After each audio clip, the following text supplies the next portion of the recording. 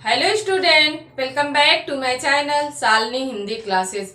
बच्चों, आज हम आपको पढ़ाएंगे हिंदी व्याकरण और हिंदी व्याकरण के अंतर्गत आज हम आपको पढ़ाएंगे दीर्घ स्वर कि दीर्घ स्वर किसे कहते हैं। इसके पिछले वीडियो में हमने आपको बताया था स्वर का जो भेद हमने आपसे बताए थे, उसमें ये बताया था ह्रस्व स्वर, दीर्घ स्वर और प्लुत स्वर। तो जो हमने आपसे बात किया था ह्रस्व स्वर के बारे में, उसके हमने आपको पूरा बताया था, समझाया था कि उसे मूल स्वर कहते हैं, उसे लघु स्वर कहते हैं। और आज हम आपसे बात करेंगे कि जो स्वर का अगला भेद होता है दीर्घ स्वर। आइए जानते हैं कि दीर्घ स्वर किसे कहते हैं। तो अगर अभी तक आप लोग मेरे चैनल पर नए हो तो आप लोग मेरे चैनल को सब्सक्राइब कर लीजिए। तो आइए जानते हैं दीर्घ स्वर के बारे में। जो स्वर है बच्चों, ये इसकी परिभाषा हमने कई बार आपको बताया है। जो अपने आप उच्चारित होते हैं, जिन्हें किसी और वर्ण की आवश्यकता नहीं पड़ती है, उन्हें क्या कहते हैं? उन्हें स्वर कहते हैं। और स्वर के भेद में हमने आपसे बात किया था ह्रस्व स्वर के बारे में। इनके हमने बताया था कि एक होता है ह्रस्व स्वर और दीर्घ स्वर। इसके हमने आपको कई नाम बताए थे, लघु स्वर, मूल स्वर। इसके बारे में हमने आपको पूरा समझाया था अपने पिछले वीडियो में। तो आज हम सिर्फ आपसे बात करेंगे दीर्घ स्वर के बारे में। ह्रस्व स्वर बच्चों कितने होते हैं? 4। कौन कौन से होते हैं? आ, ई, उ और री। ये हमारे होते हैं ह्रस्व स्वर। और इसके बाद जो बचते हैं हमारे 7 स्वर, वो होते हैं हमारे दीर्घ स्वर। और इसके बाद 4 और 7 मिलकर के कितने हो गए? 11। तो 11 हमारे जो स्वरों की हिंदी में संख्या होती है वो होती है बच्चों 11। अब ये 7 स्वर कौन कौन से हैं दीर्घ स्वर, इसके बारे में हम जानते हैं। पहले तो हम ये जान लेते हैं कि दीर्घ स्वर किसे कहते हैं।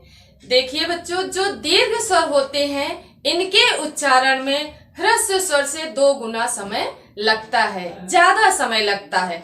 क्योंकि जब हम बोलते हैं आ तो बस रुक गए, आ, ई, उ, री। लेकिन अगर हमने बोला आ, ई, उ, इस तरह अगर हमने बोला ए, ऐ, ओ, औ, तो हमें ज्यादा समय लगा।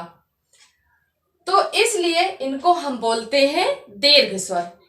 दीर्घ स्वर का अगला नाम है संधि स्वर। संधि स्वर इसलिए बोलते हैं कि ये आपस में संधि करते हैं। जब हम आ और आ जब मिलेगा तो वो हो जाएगा बड़ा आ। इसलिए जब ये दोनों आपस में संधि करते हैं तो इसका एक नाम है संधि स्वर। और एक नाम इसका और है, वो है गुरु स्वर। गुरु स्वर इसलिए है कि वो बड़े हैं। लघु स्वर छोटा, लघु में छोटा और गुरु में बड़ा। तो अब आपको इसकी परिभाषा समझ में आ गई। अब हम जानेंगे कि ये 7 स्वर हैं कौन कौन से। तो ये है आ,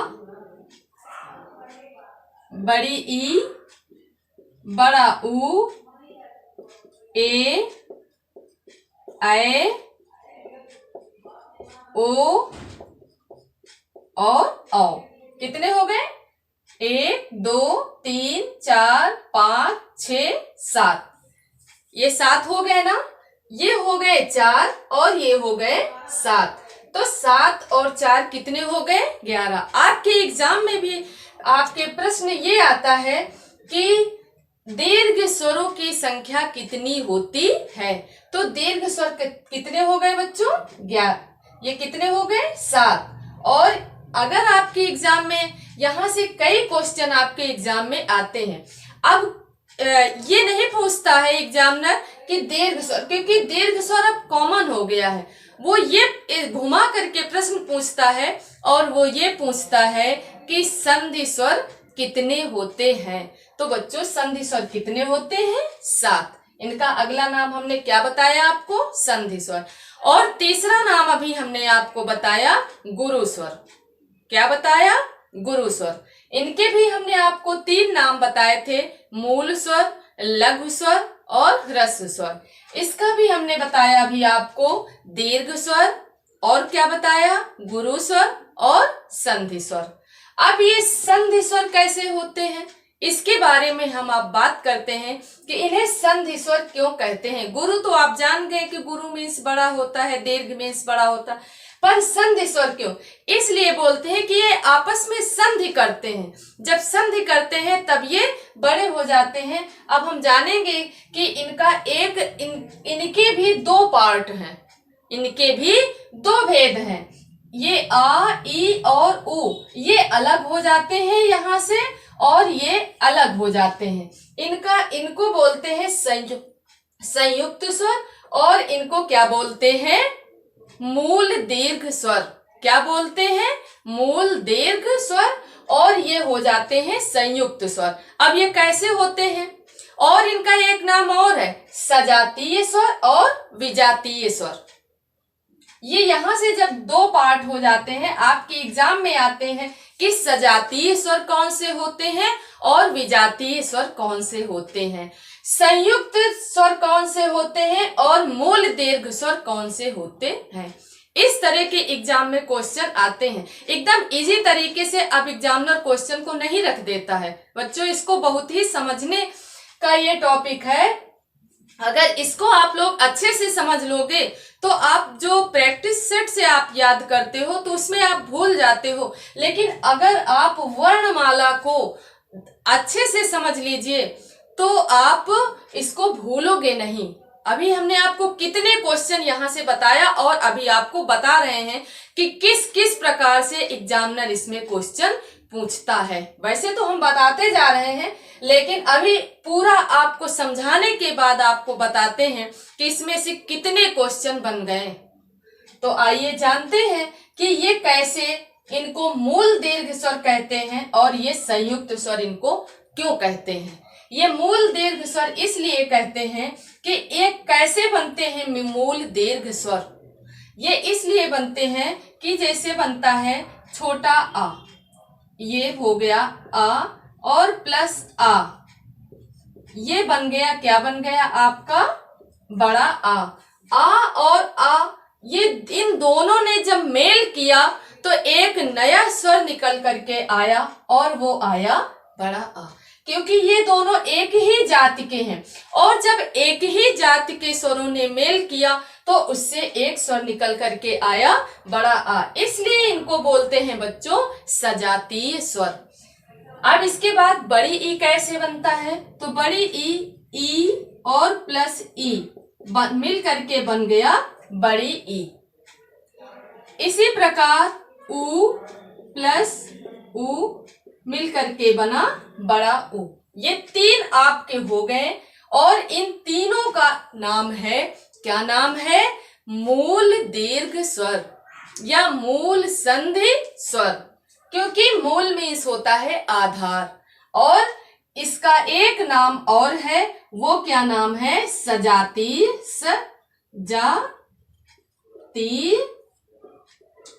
स्वर। क्या नाम है? सजातीय स्वर। अब ये बचे आपके 4 स्वर।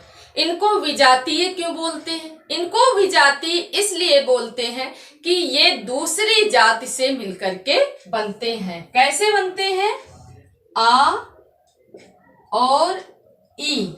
जब आ और ई आपस में जब मेल करेंगे, संध करेंगे तो क्या बनेगा?